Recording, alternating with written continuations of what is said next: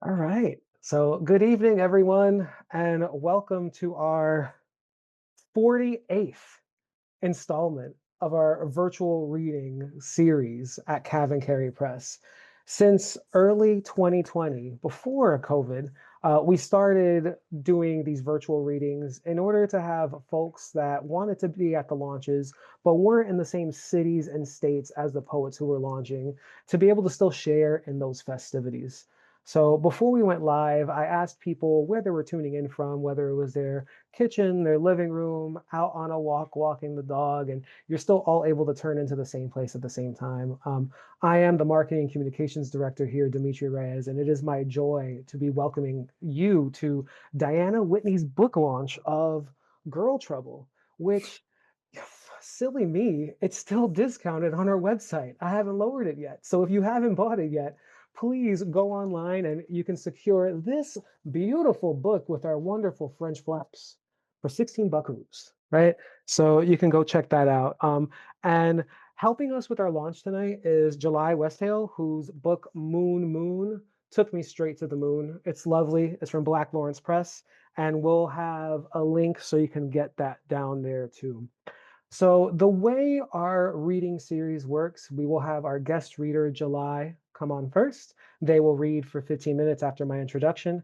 Afterwards, I will introduce Diana Whitney, our book baby queen of the evening, and then she will read for the next 20 minutes. Afterwards, we will have a Q&A conversation, but it's usually more of kind of like a fireside or barside chat, and all of you get to be fly on the walls and get to listen to what this is like.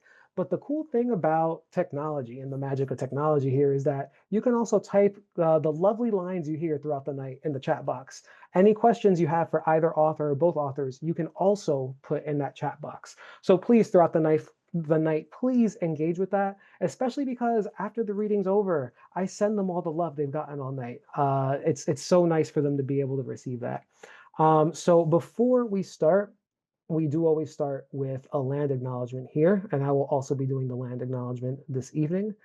So again, my name is Dimitri Reyes. I'm the Marketing and Communications Director at CavanKerry Press. For a quick visual description, I am a male in his early 30s. I have tan skin. My hair is parted kind of in the middle, and it's a kind of a black bob.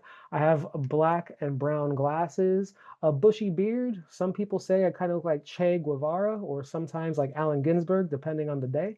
And I'm wearing a short sleeve button up that is white but has flowers in it that both complement the books Moon Moon and Girl Trouble. We want to take a moment to acknowledge that the land we occupy in Bergen County, New Jersey, belongs to the Munsee Lenape people. We honor their history and know that we cannot function in our work as arts activists nor offer a safe space for all writers without understanding the struggle for Indigenous rights. We have added to the chat a map of native lands for you to identify which land you occupy, as well as links to a few resources for you to learn more and offer your support. Tonight, we also join literary organizations across the country in celebrating National Poetry Month. It's here, everyone, honoring those who speak truth, both to power and for our communities. In times of joy and in times of struggle, there are the words of poets in American letters and beyond that help guide us, holding candles of light in the dark. We encourage each of you to support a more equitable and inclusive publishing industry by continuing to read and proliferate poetry, to write your own poems, not only during NaPoWriMo, but always. Finally, as a press that believes in the power of words to uplift communities and connect individuals from all backgrounds and experiences, CavanKerry has always advocated for the supported people and communities that have been strategically underserved, poorly cared for, and exploited throughout our country's history. We will continue the vital work of our publishing and programming in order to foster a safe and welcoming environment for all writers. So without further ado, Diana, I'll beam you out momentarily.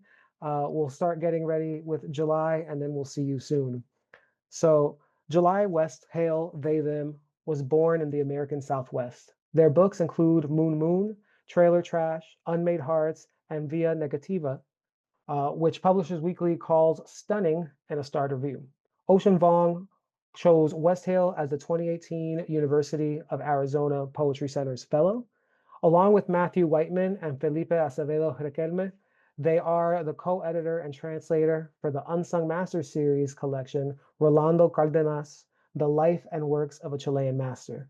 Their poetry and translations have appeared in Poetry International, McSweeney's, the National Poetry Review, Prairie Schooner, and Hayden's Ferry Review, among others.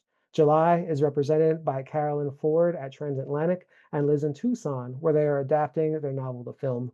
You can also find them at julywesthale.co. Everyone, please welcome July.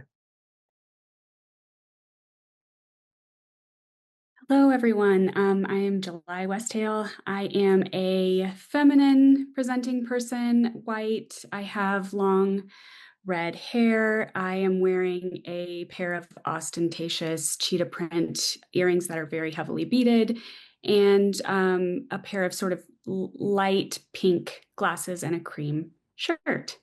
I am really, really excited to be here. Most of you who are here know Diana, and you've probably had the great pleasure and honor of being in Diana's light. I've been excited about this event for as long as I can remember. Honestly, I'm really thrilled that this book is in the world. It's extremely needed right now, especially. And I'm just very grateful to be here alongside her and with you all tonight. I have my cat on my desk. We'll see how this is going to go. She's in a couple of the poems, so maybe she'll make an appearance. And I'm actually going to I'm going to read all new poems tonight. I'm going to read from a collection I've been working on this spring called Saw Bird Felt Glad. And I tried to pick the most Diana poems I could find in this collection. So I'm going to start with a poem called What Happiness Is. In my favorite dream, I am asked to lay down on a soundstage and close my eyes. 100 black cats are released from somewhere, a tide of soft velvet, and I must accurately find my own. I never fail. It is instantaneous. I win whatever prize I win before I have time to pet a single other cat. There is some regret for this, but this is what happiness is. The choosing right.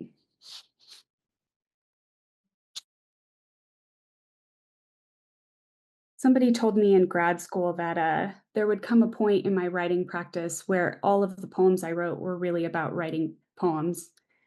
And I took that personally. It happened pretty early on for me. So here's one such poem, and it's called Fuck, Marry, Kill.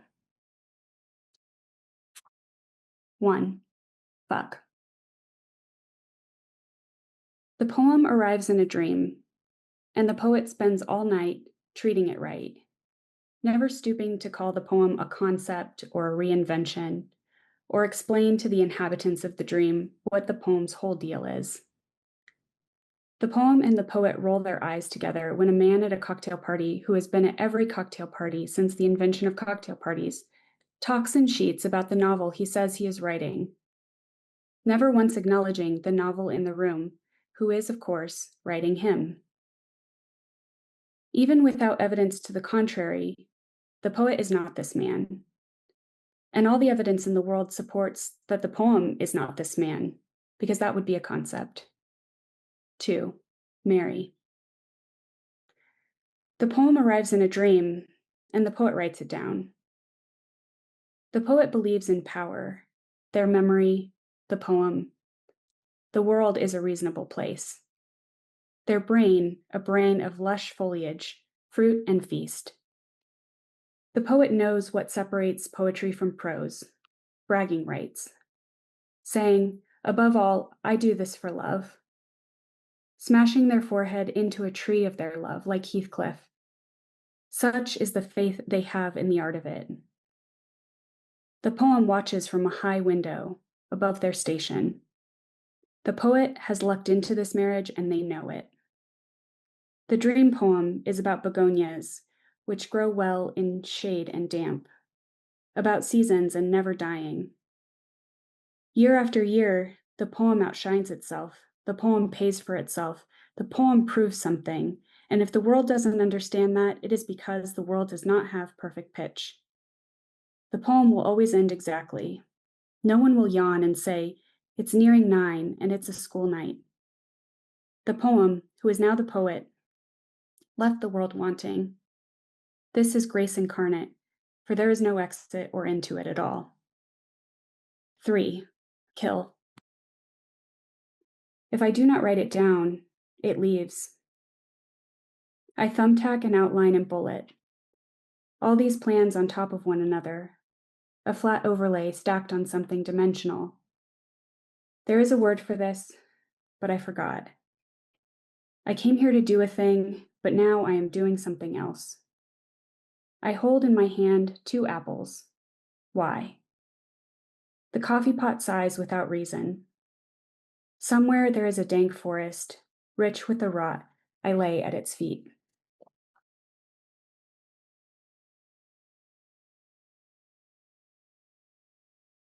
I'm going to read this poem for a friend of mine who's here tonight, who loves it. It's called Qigong Could Fix Me. A swim in a pond in the rain could fix me.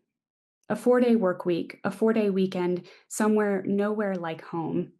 A dry martini and steak cut fries and a fresh set. Qigong could fix me. Taking vitamin D12, a shorter line in airport security, getting railed could fix me. Seeing everything in my fridge and immediately knowing how to feed myself could fix me. A label maker, a lazy Susan, transparent shelvings, herbs on the side in glass jars. Beauty could fix me. A sandwich could fix me. A body larger than my own, drawing and quartering the work from my body could fix me. The full weight of a soft animal, damp air, a mountain retreat, a touch of the vapors could fix me. Art could fix me. If I don't die from beauty first, beauty could fix me. If I have no time for art, if I find myself artless, if I find myself alone in a dim bar on a Tuesday afternoon, if I find I have forgotten the bright outside world, a mean stranger could fix me. If I find myself, it could fix me. These fingers could fix me. Fixation could fix me. A black box could fix me. Never touching a box again could fix. A long sleep, a gentle sleep, a deep need, an itch scratched, a need met, a complete obliteration of repair could. I am by no means an expert on relationships and love, but I do believe that you should have 2 things. And one of those is a recipe for a happy wife, happy life cake. And the other is an apology poem. So here's mine. When the bride told her bride, she loved how even hummingbirds were grateful, how they vibrated with pleasure to greet her each date break. I was awfully sorry, because just this morning you'd thralled at the new birds brawling at the block of seeds. Our daily pigeons, yes, but also a cardinal as red as something freshly slapped, a Gila woodpecker, and a mottled dove. Not albino, you declared, after some searching, but something else. I was still in the surly throes of the just woken, bellicose with the coffee maker, too tired for joy. Enervated by my own life, forgetting this is what I worked so hard for. You at the window, your eyes bright with bliss. And just 2 more before we get on to the main event this evening. I have been living in the open desert for the last couple of years, and it's been really great for me, my nervous system, but also just the way you have to pay attention to the desert is a good call to action in this moment in time. And my one thing that I will say that was sort of an unexpected consequence of living in the open desert is that there are many things that I love that I have just seen do terrible things. And my spouse likes to call this manuscript, "The Desert is Metal." So here's I guess the title poem from this collection, Sawbird Felt Glad. Before seeing the roadrunner pluck a baby Gambel's quail from my front porch and smash it on the ground for lunch, I loved him. The afternoon preening from fence to fence and across the naked ground of front yards. Naked to not attract javelinas, whom I'd also loved, until the night I came home and found a squadron of them eating every plant I owned, including an entire loquat tree. The ornate tree lizards, too, making a mockery of gravity and pumping their thousands of push ups in the sun. How I adored them, like a metaphor for pleasure, until my sweet old cat, whom I love most, began carrying lizards in her teeth, leaving beheaded lizards at my feet as if to tithe. She barely blinked as I pried them from her mouth and set them in the farthest reaches of the yard. Who am I to be stunned at the sight of hunger, to privilege my desires over that of another's, to think that the world did not exist until I saw it with my own eyes, as if love itself were not just like it. And I'm going to end this evening with I started with a poem called What Happiness Is, and I'm going to end on a poem called Gladness.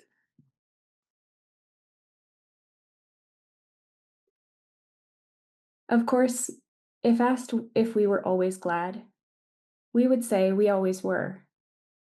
Generally, we were. The sea went out, but it mostly came back. The sky was full of cries, but sometimes it was silent. And in the moments between, the difference between what we should have done and what we did, like the bell and the sound of it, like the tines of a fork, branching, but somehow still whole. Thank you. Oof. Oh man, July, thank you. I can't wait for this new work, by the way. It's so metal. I love that. I can't wait. I can't wait. Thank you so much for starting us out. Thank you so much for your grace and your words and for having the most Diana poems for the set, which is super, super cool. With the magic of technology, I'll beam you out now, but I'll bring you back soon. So I will see you soon. Okay, so let's, by the way, if you liked July's work, you need to read some of their other work. So you can get Moon Moon by Black Lawrence Press. It's going to be right in the chat. It's just click, click, boom. It's in the mail. You're going to get it. It's going to be amazing. Um, Speaking of which, about amazing books, it's launch day for another book, a particular CavanKerry Press book by this particular author, Diana Whitney. Girl Trouble took me out the first time I read it. And I was ready to go for blows if other folks on the committee weren't going to want it. But it was such a good book that everyone just read this. And we were like, as July said, this is something that needs to be out in the world. So I cannot wait for all of you to hear it. And to introduce Diana to you all, Diana Whitney is a queer writer and educator, embracing a fierce belief in the power of poetry as a means of connection to self and others. She is the editor of the best-selling anthology, You Don't Have to Be Everything, Poems for Girls Becoming Themselves, winner of the Claudia Lewis Award, and the author of two full-length poetry books, Wanting It and Dark Beds. Her writing has appeared in the New York Times, the Kenyon Review, the San Francisco Chronicle, and many other outlets. An advocate for survivors of sexual violence in her Vermont hometown and beyond, Diana works as a developmental editor and a community organizer for a rural LGBTQ plus nonprofit. Everyone, here is Diana Whitney. Thank you so much, Dimitri. Thank you to the whole CavanKerry Press team. This book is just, it's more beautiful than I ever could have imagined. And yeah, the French flaps are really something. And July, what a treat to get to hear new work. I was excited to hear Moon Moon, and I'm even more excited about the desert poems and maybe getting to talk about them. So I'm Diana Whitney. I'm coming to you from Brattleboro, Vermont. I'm a white woman in my 50s, and I have long hair, which is currently dark auburn from henna and indigo. And I'm wearing a dark red, silky button down shirt and some dangly earrings with turquoise. And I have a gold cuff that was my mother's on my right wrist. And it's kind of like a totem that I like to wear when I read. So I'm going to start with the first poem in the book, which is also the first poem that I wrote before I knew that this was a book. And it kind of teaches you how to read the book. And one thing is that this collection is about surviving sexual violence. So just a care warning, take care of yourself. If you need to take breaks or leave, that's all good.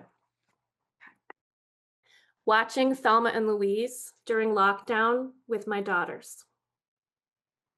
Do they get caught? C asks, wanting to know the end from the beginning. Do they make it to Mexico? Do they go to jail? Do they get shot by cops in cruisers and choppers?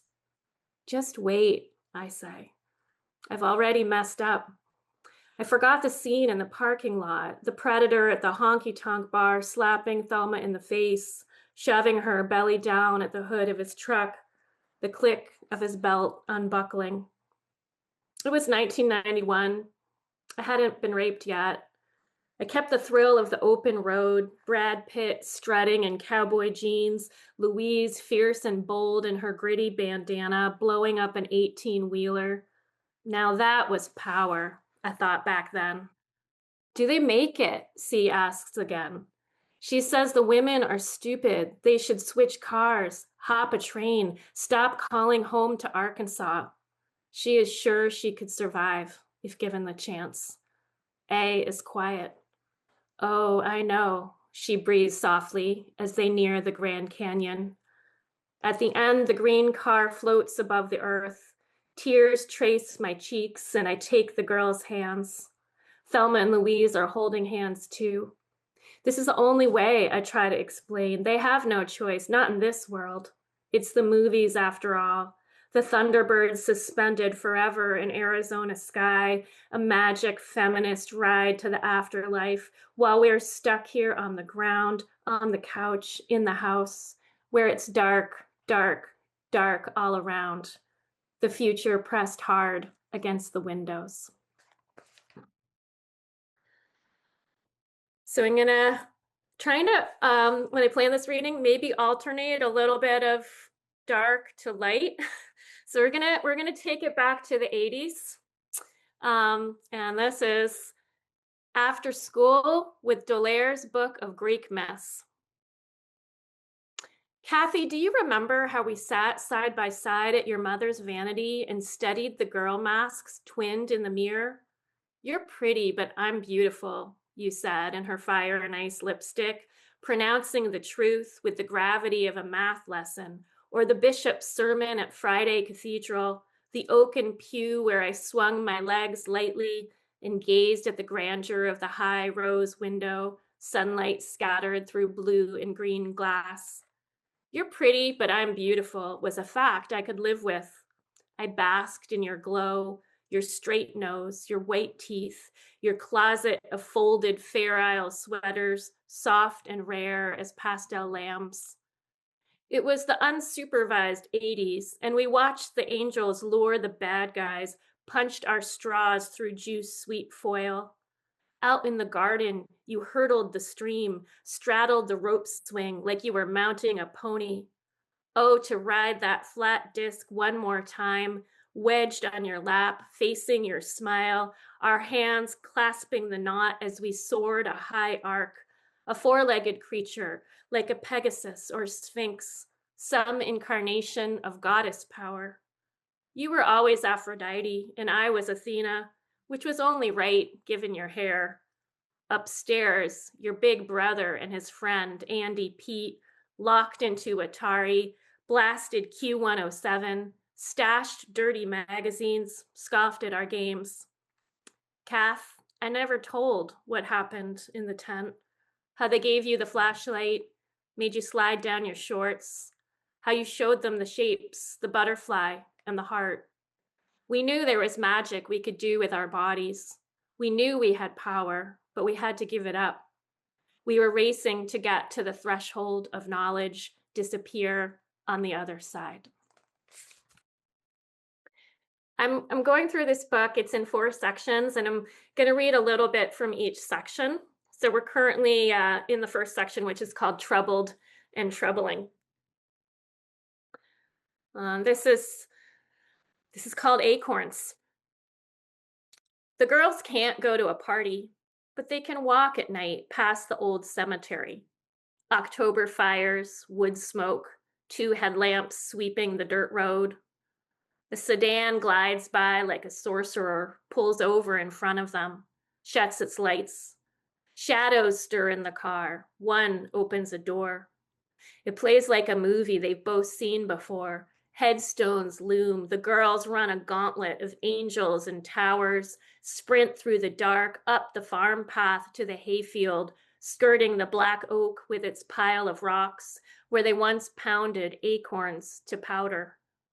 They run, dragging the history of dead girls everywhere, the hours of kill counts on YouTube, all 15 seasons of Criminal Minds, secrets of psychopaths and serial killers. At 13, my girl's seen a photo of the bearded man who nearly murdered her Nona in a city apartment. No one came to help, though they must have heard her scream. Lungs burning, the girls breach the front door, burst inside in a storm of laughter. The kitchen is bright with them.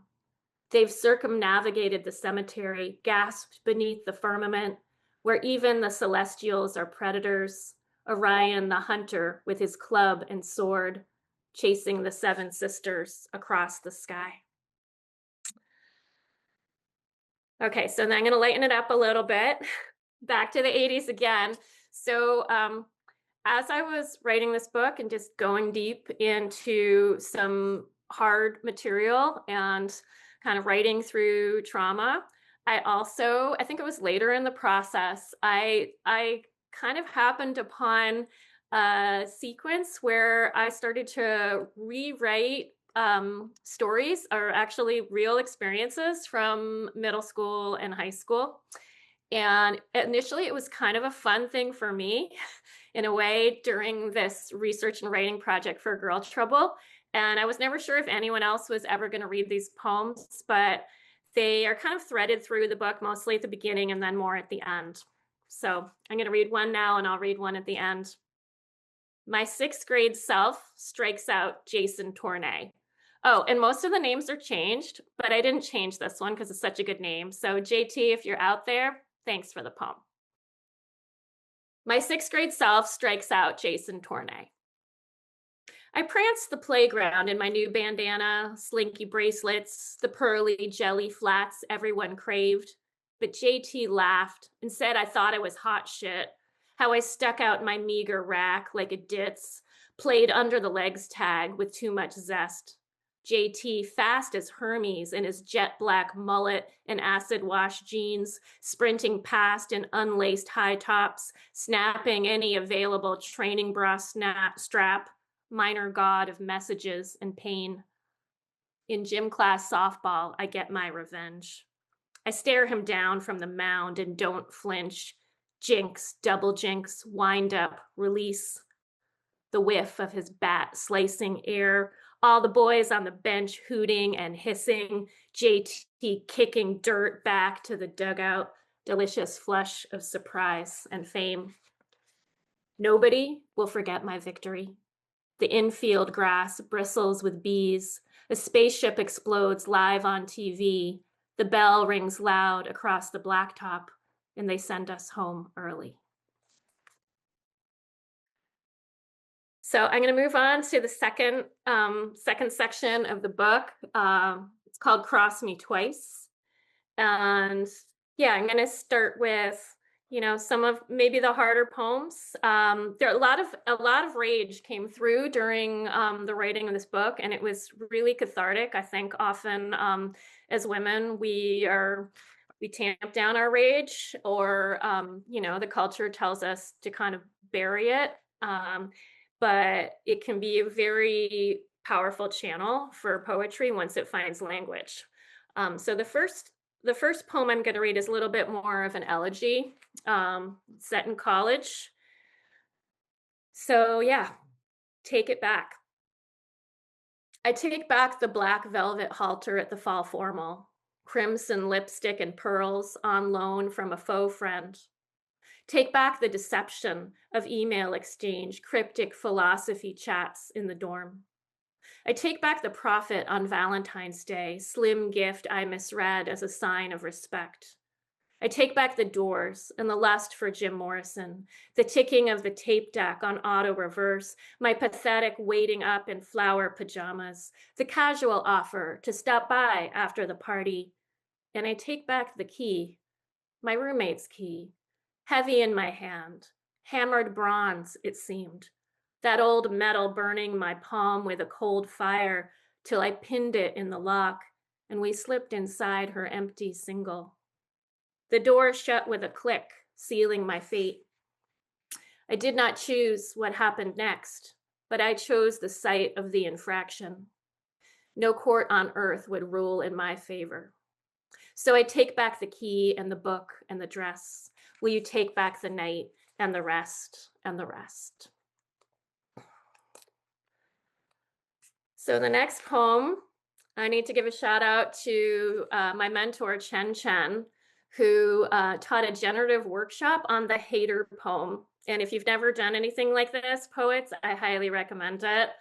I'd never heard of such a thing, really, and it's like the anti-ode.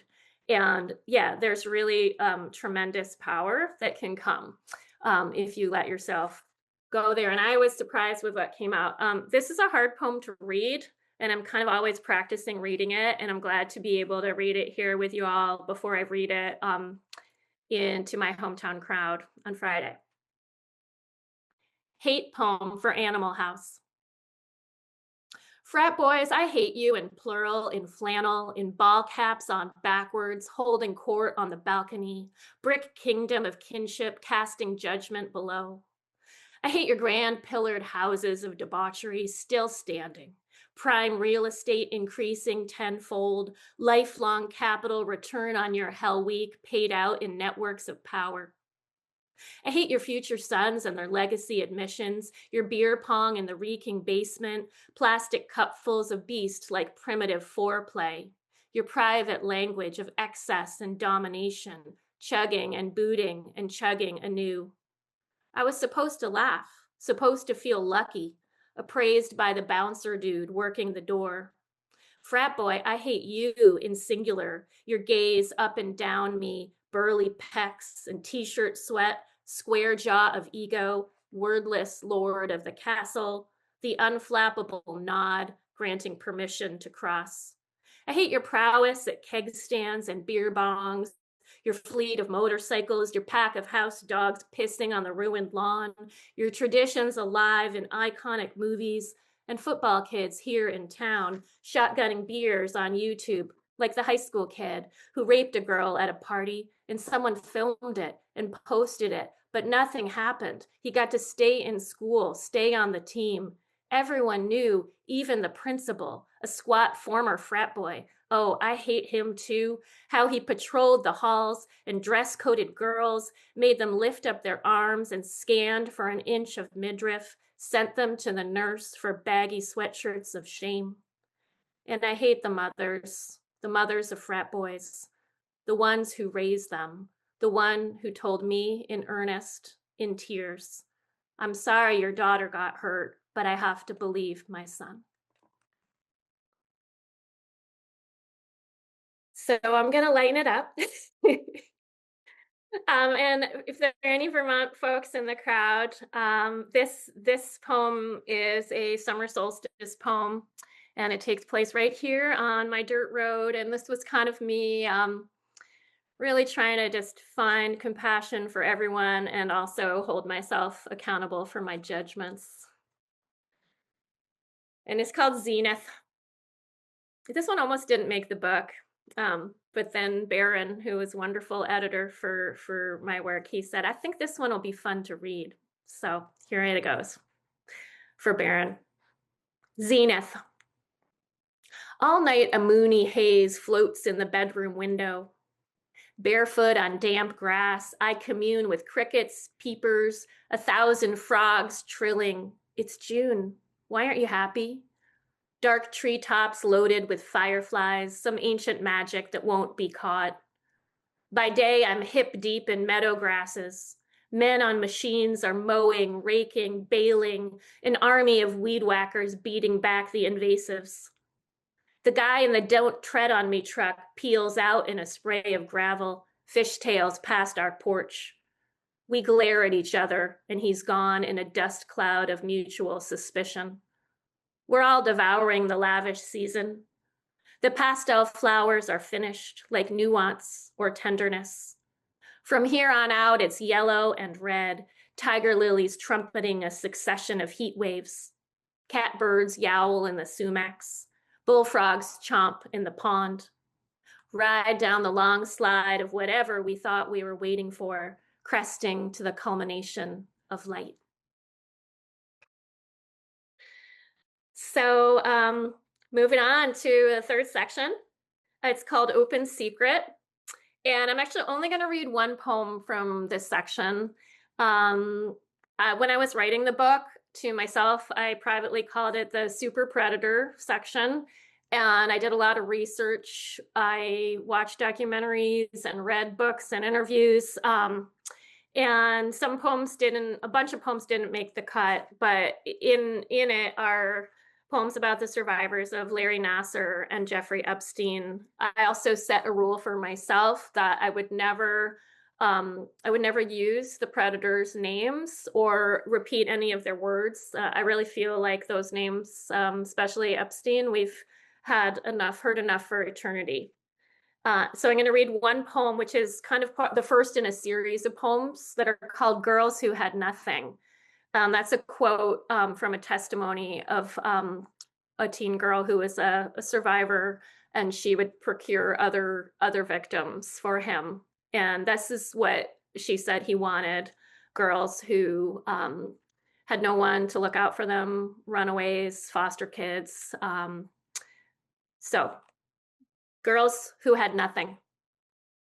You can't look at it straight, the sun on azure waters, a jade green island ringed with white sand, a sleek jet sheltered by palms. The comings and goings of girls no one noticed were gone. They ate tons of cereal and drank milk all the time, the butler recalled. Shade your eyes from the glare. Don't ask how they got there, some young as 13, young as 11. Things happen slowly, said one. It was strategic. Like being a frog in a pan of water as slowly the flame is turned up. One girl, 15, tried to swim to St. Thomas. Imagine the beating pulse in her ears, mouthfuls of warm salt water, limbs churning the far shore as parrot fish rasped the reef below, fire coral forked its poisoned fronds, and sharks cruised the turquoise channel. For hours, the sea tried to hold her up, cradle her like a scrap of flotsam, but they dredged her and hauled her onto the boat. Don't look at her body, curled on the deck, t-shirt and shorts plastered to her skin. Imagine she wore the clothes she hoped to escape in, no string bikini. Hide your face from her face. The low sob of despair could be the hum of the motor, waves slapping the hull, trade winds across the island dock. And that is a true story, although I used my imagination to embody it. And I think, you know what? I think I will actually, because that is a hard one to have be the only one from that section, I'm gonna read the last poem in the Open Secret section, which is a villanelle. And I often used form as a way to control the difficult material I was working with. So this is dedicated to Sarah Ransom, who's one of courageous survivors, one of the first to come forward, and she wrote a memoir called Silent No More. And there's in a villanelle, there's two lines that repeat, and the the line is actually one of her quotes from an interview. I was so broken, I was an open book. So, Survivor Song for Sarah Ransom. A man makes a promise and sets the hook. He floats above the common world, a king. I was so broken, I was an open book.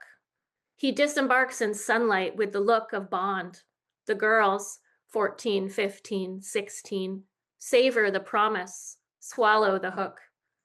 The pilot and his crew, the butler and the cook, they all knew, but said nothing. I was so broken, I was an open book. Take a page from the Playboy's playbook. When you're famous, they let you do anything. A man makes a promise and sets the hook. He took what he wanted and tossed what he took. The girls lay by the pool, pale and glittering. We were so broken, each an open book. The truth revealed, the world appalled, and look, my story is my own now, a precious thing.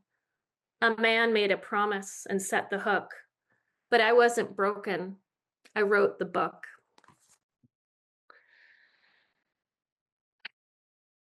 Actually, the first time I read that poem out loud in a podcast interview, it was very strange. I just started welling up with tears, which is not what happened when I was writing it. I think there's something about bringing this book into the world now, with what's happening in our country, in our world, that I couldn't have foreseen when I was in the creative process. It's very vulnerable and emotional. And yeah, thanks for being here. I wrote the book. And yeah, I really wanted to, with that section, I'm one of millions and millions of survivors, and it's not extraordinary. It's something that we need to keep shedding our light on. So I'm going to finish with two poems from the last section. And this section, thank God, or thank Goddess, it's called Praise the Ending, which is a line from Praise poem from 8th grade graduation, which I will not read. But I am going to read another one of those reimagining high school poems. This is one of my favorites. When I first brought it to a workshop in my MFA program, people were confused by it, and they were like, well, you need to write it in past tense. But for me, it was really important to write this imagined story in the present tense so it could really happen, and get that chance to kind of reclaim the queer girl who I was. I was totally closeted. It was really a toxic homophobic culture in the 80s. So here she comes. My 17-year-old self gets voted best body. And what girl wouldn't want to pose in white jeans outside the cafeteria, head tilted coyly beside the hottest soccer jock? Toned legs, tight waist, glorious breasts, all your assets laid out and lauded in the newspaper, senior superlatives, the only issue everyone read. Invisible at the nerd herd table, I would have settled for best eyes, best hair, even best dressed. And it stung. I was never a contender in the high court of high school. But my remembered body is Amazonian, state champion in javelin and hurdles, bronzed as Elle Macpherson in the Seychelles at a Sports Illustrated swimsuit shoot. No one can touch me unless I say so. They part like water when I walk down the halls, stop their whispered gossip at the lockers. I stride by like Wonder Woman in a rainbow bikini and thigh-high battle boots, deflecting stares with bulletproof wrist gauntlets, blowing kisses to the popular girls. Glitter on my cheeks, I raise a torch to burn the hate and slurs off the bathroom stalls, lead the loners on a walkout through the double glass doors. Here is my glory. These long femur bones, these 2 strong hands, this shapely skull containing 3 pounds of brain tissue, this live beating heart like a deep sea creature no one will ever classify. So the last poem I'm going to read is a short one. It's the last poem in the book. So we started with Thelma and Louise and went through a lot.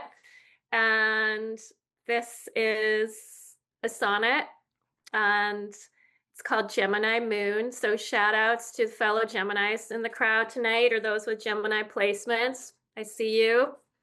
Um, yeah, so after that, be really excited to hear your questions and talk with July. Thank you so much for being here. Gemini Moon. The code name for the kink app I never actually used. Just lurked a while, browsing the possible bodies, pretending to be someone who knows what she likes. So much Gemini in my chart, the astrologer said I must be made of air, unmoored, floating on another plane, but she didn't know I've got big bones, broad shoulders, quads like a speed skater. I can run up mountains with the black dog loping behind me, scramble sturdy over rocks and streams.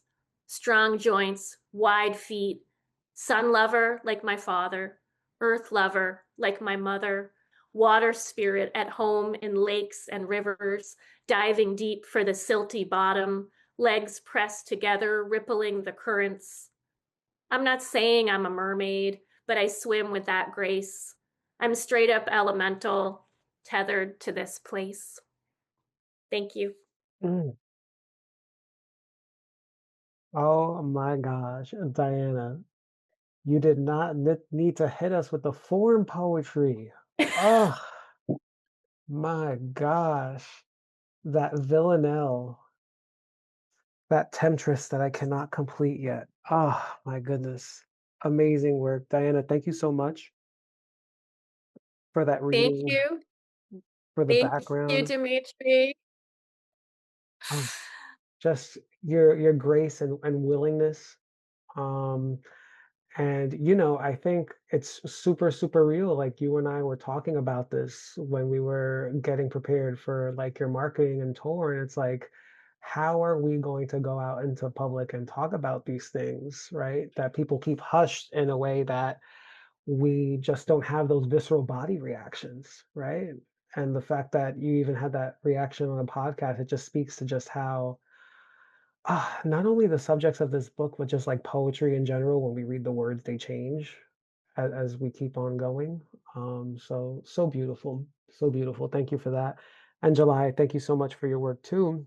Um, Now we're at the Q&A portion where we're just going to have a bit of a chit chat here for about maybe like the next 15 minutes. So if you have any questions in the audience, please put them down in the chat box. CavanKerry Press has been hard at work already, coming up with some questions in the background, some curiosities. So we're super, super excited here.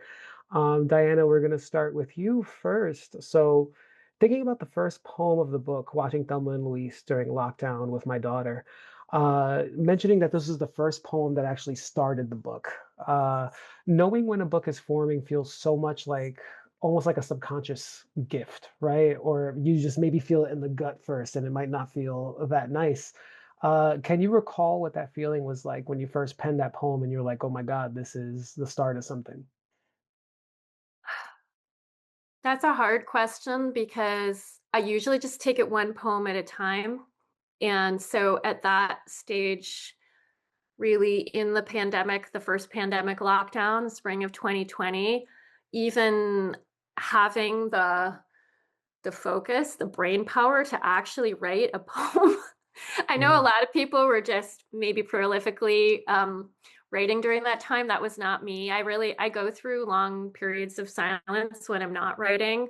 So I think that poem it felt like kind of a breakthrough, and it felt like I gave myself permission to write material that I'd never written before. Like, for mm, example, I would never use the word rape in a poem. It's like, oh my God, you can't say that in poetry. And seeing that movie again, it's like, wow, I hadn't watched it since 1991 when it first came out. yeah. And I just thought this was a good idea to sit down with my daughters when we're locked down. And it basically was one of those poems. They are very rare. I call them a gift poem where they kind of come out whole. Mm, Very rare. So I don't think I realized then that it was the beginning of the collection, but now in hindsight, I know it absolutely was. And it kind of cracked something open. And by the time then, I think it was like, oh, I actually had written, I wrote a memoir that was never published, which is on some of these same themes. And it was like I was able to give myself permission to talk about breaking silence, to talk about sexuality and boundaries and crossing them and motherhood. And and then I think the floodgates opened. I don't know Mm. if that answers your question. Yeah, I mean, I think it does, and it's a great lead in to another curiosity from our grant writer, Rebecca Connors. So she mentions that Diana, as you mentioned in the beginning of your reading, to take care and to take breaks. I wonder how you took care of yourself while writing the poems about sexual assault and survivors. Wow. Oh, that's a really wise question. Yeah. And I didn't always, Mm, and I one of the times when I knew in earnest that I was writing the book, and I think I'd gotten a grant from the Vermont Arts Council. Thank you, Vermont Arts Council, for giving me a creation grant. And I had like a rented a office in this old church on the top mhm, floor. It was kind of a haunted building, and I would be in there alone with, like, I had the big book Perversion of Justice by mm, the Julie K. Brown, who basically cracked open the Epstein case in 2009. And I just went deep and dark, and I did everything, which is kind of sometimes how I do it, just charge forward. And actually, I got sick. Like, I have a chronic mm, pain condition which can flare up in times of stress, and no surprise, I didn't realize again until hindsight that I needed to take care. I needed to take breaks. I guess the only way I knew how to go at it was to immerse myself in the material, and I think I learned oof, through that I should have had more breaks and done more self-care yeah. during that time. And so I'm better at that now. I really, the older I get, and I'll be honest, like, going through menopause, shout out to the other menopausal women out there, menopausal people, like, it is a rite of passage that kind of forces you to like to really get grounded and figure out what's essential. And so I think I kind of learned the hard way about, I'm gonna pause before, like, my body makes me pause. And Mhm, I guess that's maybe a work in progress and maybe a lifelong journey. Great yeah. question. Yeah, thank you. That was a great question. Oh man, yeah, I didn't know that stuff about you dealing with illness and pain afterwards. Um, and it's such a somatic thing too, because like I had a big reaction when you said that the only thing that you could do was just fall into the project even deeper. And it's such a hard thing to do what we do when we're writing because it's usually us and a desk and a wall or a page, right? There is no mirror or other gauge like reflecting back at us and saying that, hey, maybe you should go get a drink of water now. Maybe you should step away for a little bit. Maybe you should go on a walk, right? And so we kind of get so focused on the project, sometimes we don't stay as focused in terms of our health and other things like that. So actually, I also, if I can, July, if you wanted to jump in, just because I read Moon, I didn't get a chance to read your work like Trailer Trash or Unmade Hearts or Negativa, but as all poets, and because unfortunately we write what we know, we usually start thinking about those capital T traumas first, right? So, how do you deal with the emotional roller coaster of writing things that sometimes could be super vulnerable? It's a great question. I'm not trying to sidestep this question. I do want to say Yeah, something sure. to you, Diana, about how I I have known you for a little over a decade, which is not terribly long, but I feel like it's been a really incredible thing to witness. I feel like you have been writing this book at least as long as I've known you. Mm, Mm. And you have been a force for creating space for other people's voices. And this feels like a real culmination of both other people's voices and also your own. Yeah. Thank you. That's really means a lot to hear that. And you're actually right. Before I started writing the book, I was really being an advocate for survivors and hearing those stories and encouraging other people to, either whether it was like we had a Me Too rally in downtown Brattleboro on, in 2018 at the crest of that movement, and like literally putting out a mic there and creating a space. So I think that was before the poems began, but I think you're right that it was kind of maybe some of the soil that helped those seeds to take plant. So yeah.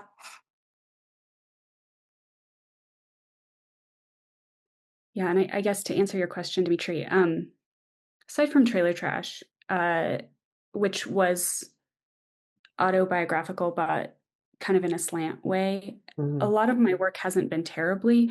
I will say that Saw a Bird Felt Glad is very autobiographical, and that has been an interesting turn. My moon is in Sagittarius, and I have a lot of things in Sagittarius, even though I'm a Libra. And so my way of navigating hard things is often through humor, and kind of levity and jokes, sometimes obnoxiously so, like I can't stop. But I think that there is something wise about humor in that it's a deeper way of understanding something. Not a deeper way, but a deep way of understanding something. And as far as taking care of yourself, I think that it's something that my partner said to me early in our relationship that I think about all the time is like, without space, there is no integration. So I think to your point about Diana, about diving in and immersing yourself in this, there can be this idea of that or this kind of immediacy that I think comes from scarcity, because there isn't a lot of space for these kinds of stories, or this kind of voice. And so diving in is a way of claiming that back. But I think just in the same way that these stories deserve space, I think they also deserve integration. They deserve that kind of like that white space around it.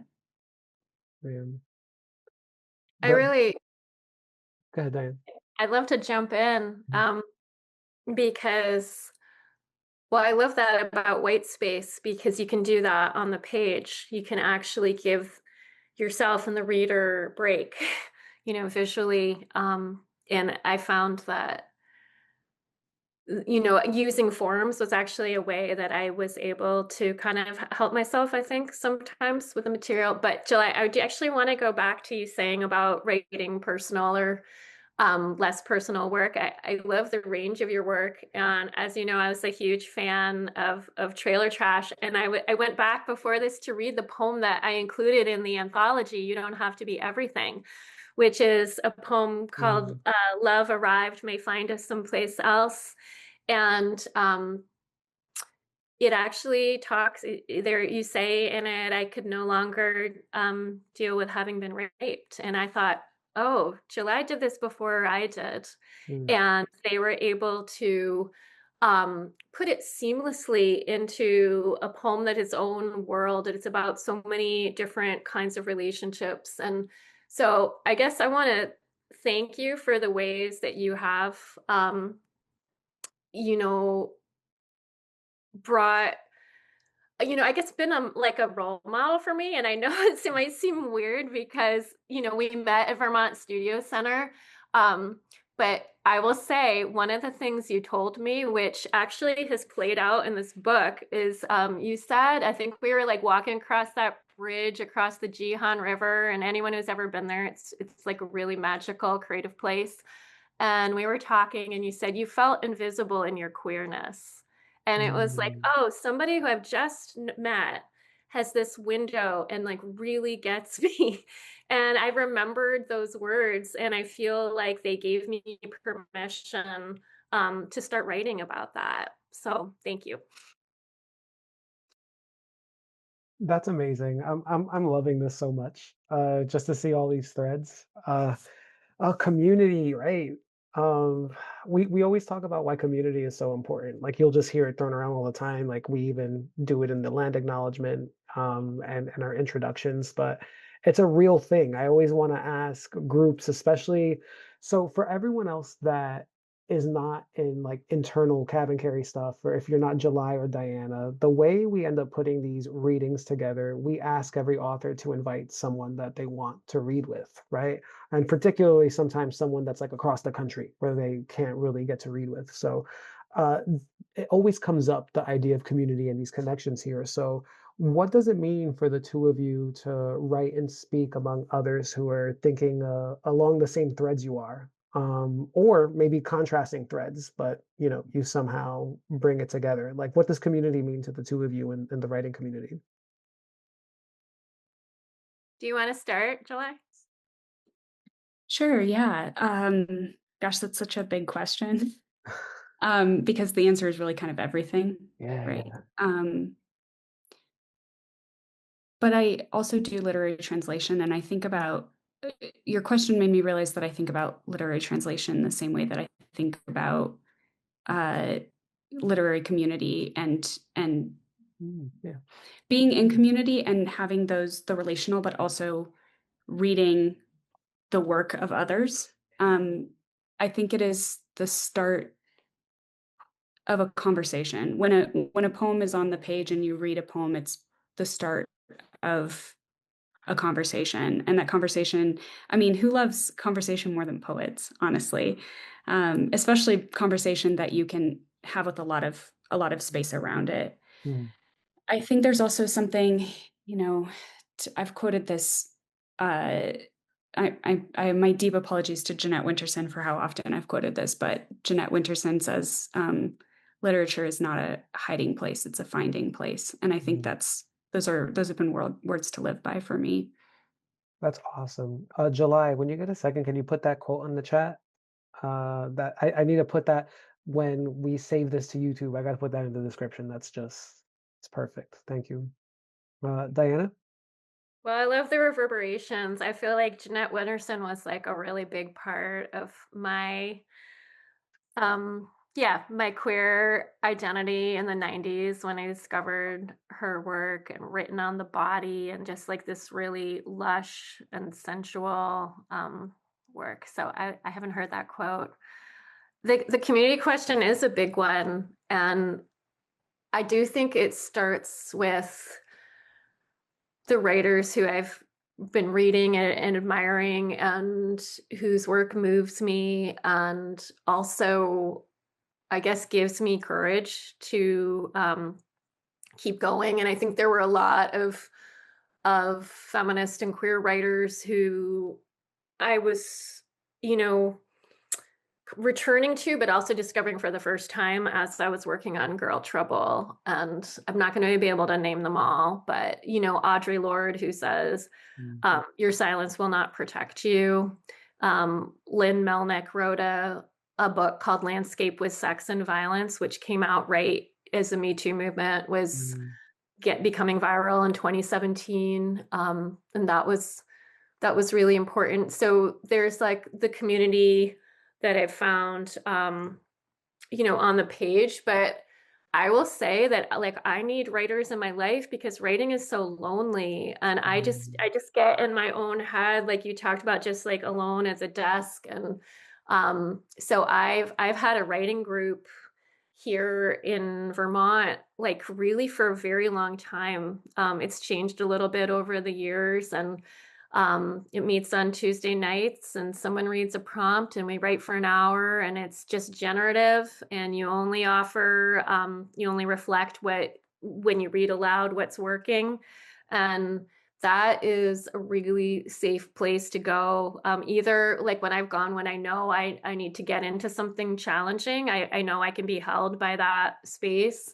And then also, even if I not even feeling like a writer because I haven't been able to write, I can just show up and do some stream of consciousness and listen to other people's words and So I guess then I feel like there's this whole larger community of writers across Vermont. There's so many Mm. amazing Vermont poets. I think some of them are here tonight, and we, get to see each other maybe once a year or on a Zoom. And it just, you over year after year, I feel like it really, it nourishes me. And then there's people who are across the country who I rarely see.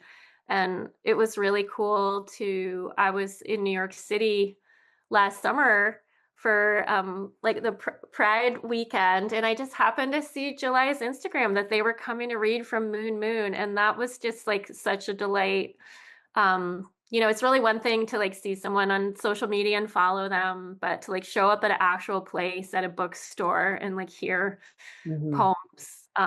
Yeah. So I guess that's always my hope, is that people who I'm in touch with from afar, like at least every few years, like, is there a way to like see people in person? That's awesome, right? In real life, not in these boxes, Yeah. right? Like the page is a box, the Zoom is a box, right? Let's get a little three-dimensional with it. Yeah, that's excellent. Thank you. We have a message from H.E. Fisher. Diana, for such a sweeping big subject with so much in the news, how did you know when the book was done? What let you know the book was the book? And July, I'll pitch that over to you too after Diana answers. Well, I probably wrote even more. I did. I wrote much more than is in here. So it was more like a paring down. Um, and that is, I think there's all like, now the book is the book, like it's contained here, but when it's just a manuscript, it is that question of, oh, should I Mm. put something else in here? Like, for a long time, that open secret section, I actually thought it might be like half the book. And I kept doing research, and it's like, wow, there's a lot of perpetrators I can write about. There are a lot of other voices that I want to, um, that I would like to amplify.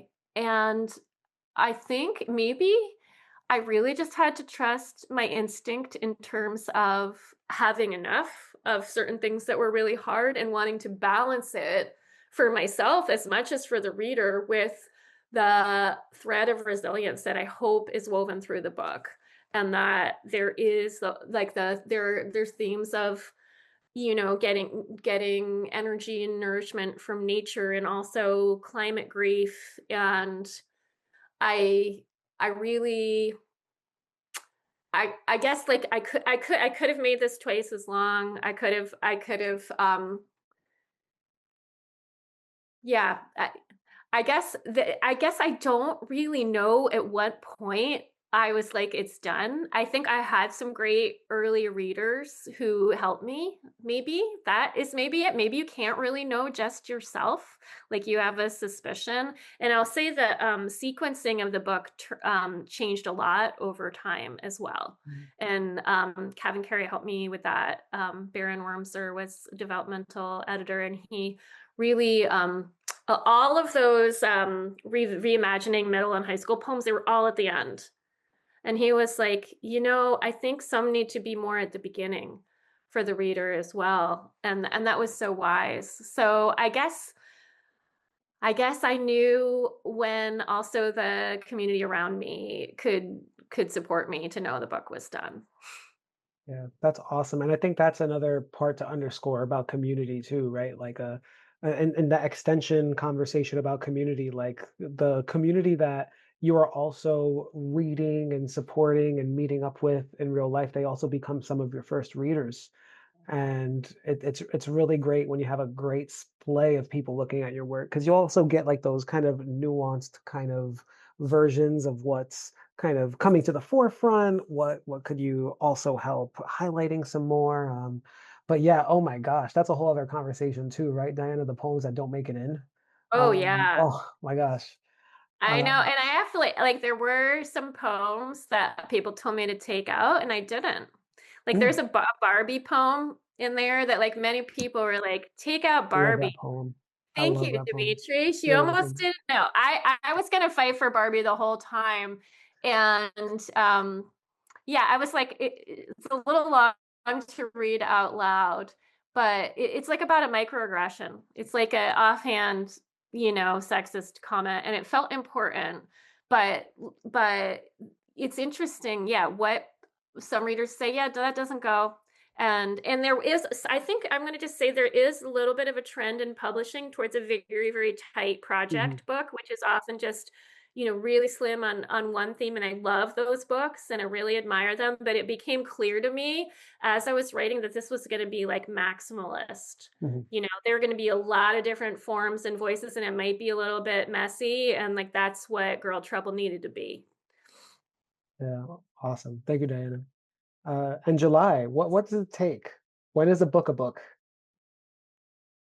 It's like one of my favorite things to talk about, Yeah. honestly, the art of the book, because it's kind of like the writing of poems happens at sea level, and then you have to, I don't know, take the 10,000-foot view or something in order to figure out what the shape of the book is. But I think to your point, Diana, like if form is here to enact content, why are we not also applying that to the way that we think about how a book is formed?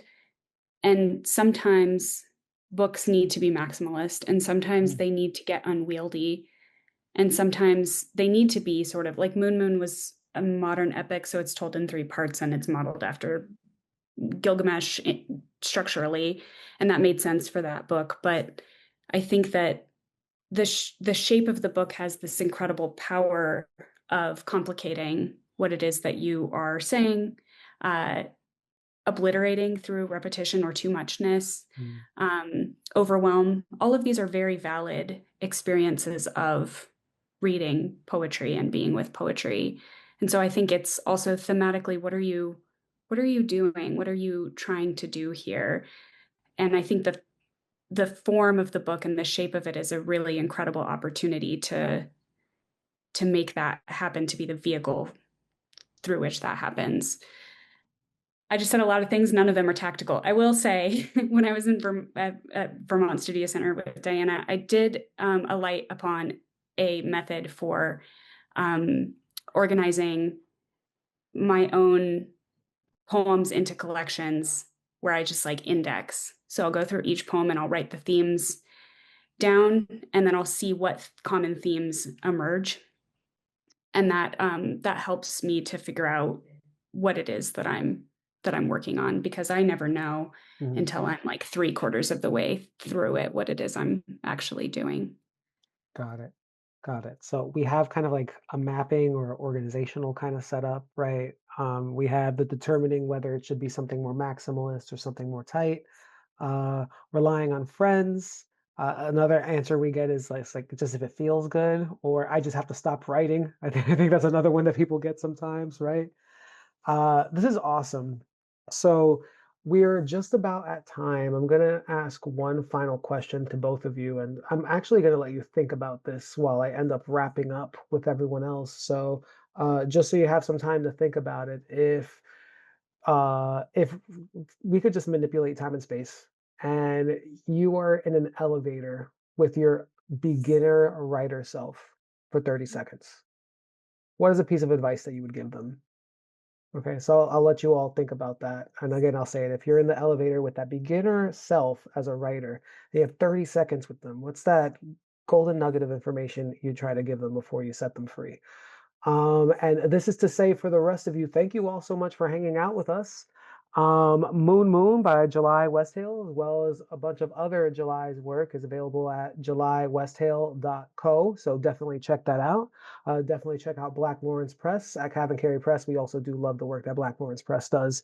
And silly me, it's still $16 on the website. So if you want to go and get a copy of Girl Trouble for yourself, for your kitty that I saw in some of the other rooms, or if you want to get it for a friend as a gift, definitely do so, especially for those cishet males that need to read the story as well. So with that being said, Diana and July, you got 30 seconds with your beginner poet self. What do you tell them? You want to start, July? I feel like I Oh need a yeah, little I, more I knew time. immediately. Immediately. Yes. I would tell them that simplicity is hard won, and don't discredit simplicity. It'll and to give it, you'll get there. Nice. But yeah. Nice. I would say that your story matters and don't shy away from telling it and tend to your story and don't be afraid of what other people think. And yeah, be your weird, funny, lonely, queer self and get it all out there. Excellent. So affirming. Thank you both for your honesty and your warmth and your laughs today and all the Gemini-ness and the Sagittariusness. Love it, love it, love it, love it. Okay, so this was our 48th installment of our CavanKerry Press virtual reading series honoring Diana Whitney and Girl Trouble. At this point in time, Tamara and Becca, let everyone off mute, let everyone come on in. I want to hear you clapping out into the woods. I want you to be stomping your feet so the people in the apartment downstairs could hear you. I want cats meowing. I want dogs barking. Everyone come on and just give your celebrations for tonight. Thank you all so much for coming. Woo! Woo, woo. Yeah. Awesome.